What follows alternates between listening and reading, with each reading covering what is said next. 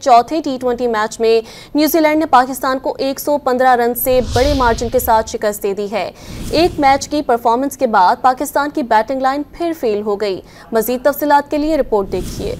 Batting बेजान, bowlers हल्कान, चौथा टी20 हुआ न्यूजीलैंड के नाम। माउंट मार्गनोई में पाकिस्तान ने टॉस जीतकर फील्डिंग का फैसला किया तो कीवी ओपनर्स ने पाकिस्तानी बॉलर्स की पिटाई शुरू कर दी। 20 ओवर्स में 220 रन का पहाड़ खड़ा कर दिया।